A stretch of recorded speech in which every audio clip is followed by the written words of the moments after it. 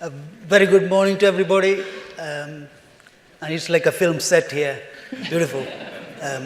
I'm Kumar. I farm 6 acres in South Somerset, producing vegetables for my street food market. My family, I'm a Sri Lankan, and my family come from, migrated in the early 40s from India to Sri Lanka during British time. And my grandparents, both sides, mothers and father, went into tea industry. They were tea growers in the hill station.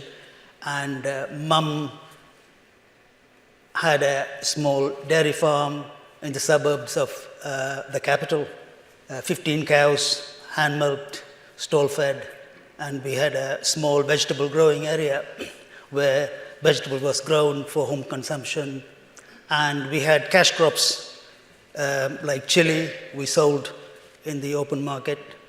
And my job was after school hours, attending to the dairy farm and on the vegetable growing area. And also I spent my vacations with my grandfather in the hill station, trying to understand the tea growing side of it. And I think working with mum and visiting grandpa, it inspired me to go and study agriculture. So I moved to India in 1978, did my pre-university over there, and I went and did my first degree in Bangalore, 4-year program, with the idea of coming back to Sri Lanka and help mum and expand the dairy farm. I think it was 83 I graduated, and I went back to Sri Lanka. On the day I arrived in Sri Lanka, we call it Black July. 10 soldiers were killed in the north of Sri Lanka on a landmine. And I just arrived, and the communal violence started.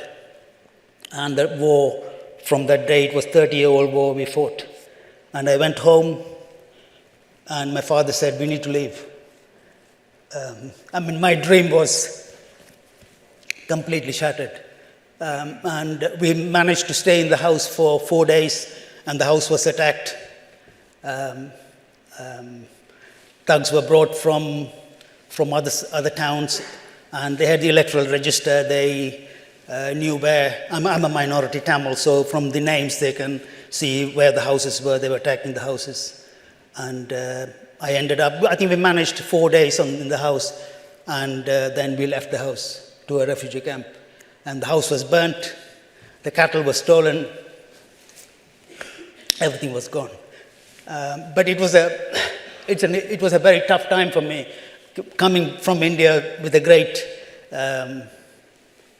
with a lot of dream. And I stayed in the refugee camp for 4 weeks, and then I left with my mum and my 2 siblings to India, and dad stayed back. And he was a printer. He had a printing firm. And I went to India with the idea of getting a job in India in the tea sector. But it was a year I struggled. India is huge, and you need to know people to get a job. It's not what you know, it's whom you know there. And then I think 84, I moved back to Sri Lanka and helped dad in the printing firm. At that time, the fighting was heavy in the north and east, and we had emergency, and I was frustrated, angry. I just didn't know what to do, but I helped dad. It was very difficult to work with dad, but we do. And at, I think one stage my father said, it's time you leave.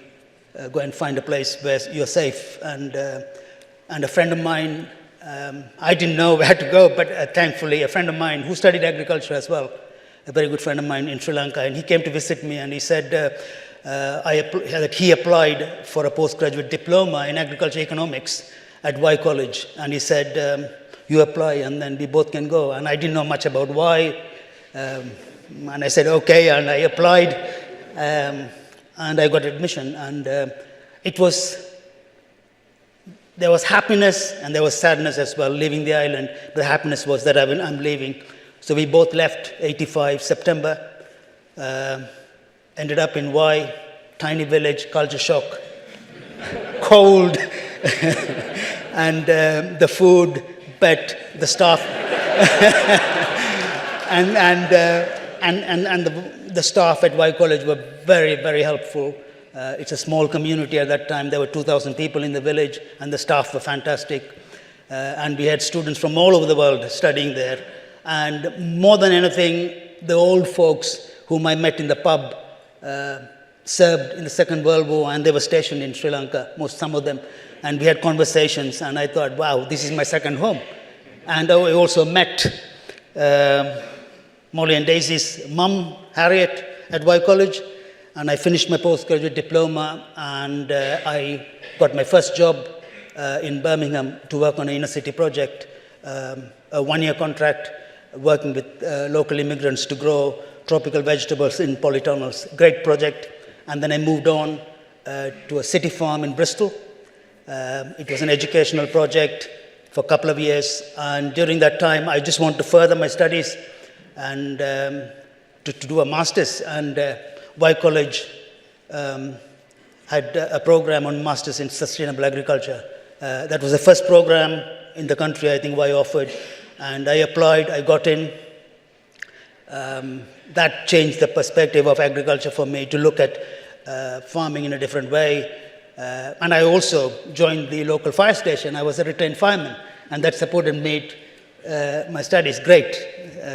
And I finished my master's, and I got a job to manage a school farm, Bedale School in Hampshire. I spent 3 years there working with children on the outdoor activity. And during my time at Bedales, I wanted to get more commercial experience in farming in Britain, most mainly dairy, because I come from a dairy farm. And Y College, I was looking for jobs, and Y College advertised for a stock person. And I applied, and Professor David Lever, most of you all might know, he was the farm manager, and he was my lecturer too, and so he offered me the job. And I spent 3 years at Y College Dairy Farm as a stock person, and I did some relief milking. I think during my 3-year time at Y, I struggled a little bit with the ethical side of calf rearing, which I wasn't separating calves after 24 hours, and I was calf rearer too, compared to what we did in Sri Lanka. But I put those things back over my head, carried on. And during my time at Y, a very good friend of mine, we went to school together, and he studied agriculture with me back in India. He was living in New York, and he was in the IT industry, and he was running a company recruiting IT graduates from India and Sri Lanka, and they were placing them in the city. They were making money, big money. And he called me one day, and he said, "You're not going to make money milking cows." But I loved my job, and he said, if I go and get myself certified with Microsoft, and they will get me a H-1B visa to go and work in New York. And New York, America is a big dream for an Indian. So I had to make a very quick decision, and I quit my stock farm, my job at Y College, and I got recruited at East London University to do an intensive Microsoft certification program. I spent 9 months, graduated, and 2000, I remember, I moved to New York, the Big Apple, with Molly, Daisy, and Harriet. We all moved there, and we lived in Brooklyn, and I worked in Manhattan. And I had a dream there, was to save some money from the IT industry and then buy a small farm upstate New York. But great time in New York, and until 9/11 happened. I was 4 blocks away, and I saw the plane hitting the tower. And that I had to run for cover when the tower came down. And that took me by surprise, coming from Sri Lanka, avoiding a civil war, and then come to Manhattan, and then Manhattan was hit. And it was a big decision to make, whether to stay, carry on, or just to leave. And as a family, we decided to go back, and I moved back to Y, and still farming was, I didn't carry on with my IT work in England, so I had this, I get a lot of dreams in farming. I thought, let me start a goat farm, because goat farming for meat wasn't that popular during that time. I rented 20 acres of land and bought 40 breeding goats, and we took the billy kids for slaughter, and with the idea of cooking goat curry and selling fresh meat with recipes at the farmers market in Y. Great project, my childhood memory of rearing goats in England, but I struggled a lot taking goat kids for slaughter. That was a big issue for me mentally, and also financially we were not making much on the goat farm. It's a small scale business. I think we all know in farming that kind of projects, they don't bring in enough money. And I just kept going rather than addressing the issue with Molly's mother and then sitting down and thinking whether to give up and do something else. But I carried on, and I got very angry with myself and made the household an unpleasant place to live. And that affected our marriage big time. And at that time, I think Harriet, Molly's mother, got a job in Chicago. And so I thought, okay, give up. I sold all my sheep, took that bribe, and Molly, Daisy, my 2 border collies, we moved to Chicago. And 6 months along the line, our marriage ended, sadly, so I had to come back. And that was a tough time for me. I spent a year as a washer-up at a fast food restaurant. That's all I was able to do, but that gave me enough time to think over my future and our divorce settlement. After my divorce settlement, I had some money, and I thought I'll buy 20 acres of land, something around that area. And I looked around, and I bought 20 acres just in the border of Launceston with the idea of developing a flock of sheep and using the meat on my street food market. Great, everything went well until we started. When the lambs were ready for slaughter, I just couldn't do it. I couldn't take them for slaughter. This was a big thing for me. And the first batch, we had about 25 lambs, fat lambs to take, and I sold it to the local farmer. I couldn't take it. And then I thought the whole point of starting the sheep farm was to use the meat on the street food. And we had a second batch born, 20 fat lambs. I just didn't know what to do. And then Molly called me she was in a final year veterinary school at Edinburgh. She called me and said, Dad, you got 20 fat lambs to take. What are you going to do? And I said, Molly, that's it. End of livestock farming for me. We take all the 100 to a sanctuary, and then we quit farming. Molly said, okay. And we found a very good sanctuary in Worcestershire, Good Heart Animal Sanctuary. They took all our 100 animals, and we hit the press everywhere. But I didn't do it for publicity's sake, but I just did it. And I sold the land. I moved to Totnes, and I just concentrated on my food business. And still, back of my mind, I wanted to farm. The whole idea I started the street food was to grow the food and bring it to the street, and then talk to people about British food.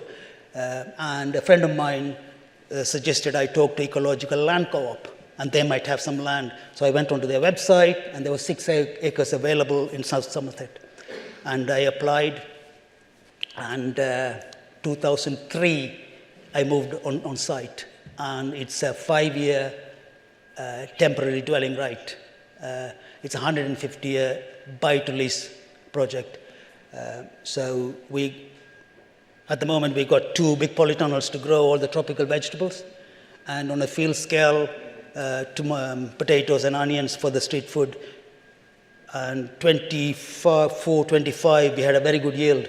And I could see that will feed the street food market. And also, I take the fresh produce as well, anything surplus, and I sell it from my food stall. And it gave me a good connection with the public who buy the fresh produce from me, and then they buy the cooked food as well, and to talk about British farming and the food that we go, and then they got to support our farming.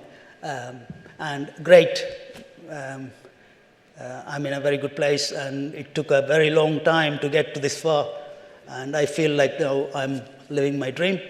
And also on the positive side, Sri Lanka, the war finished brutally, but we are at peace, and we've got a very good government now.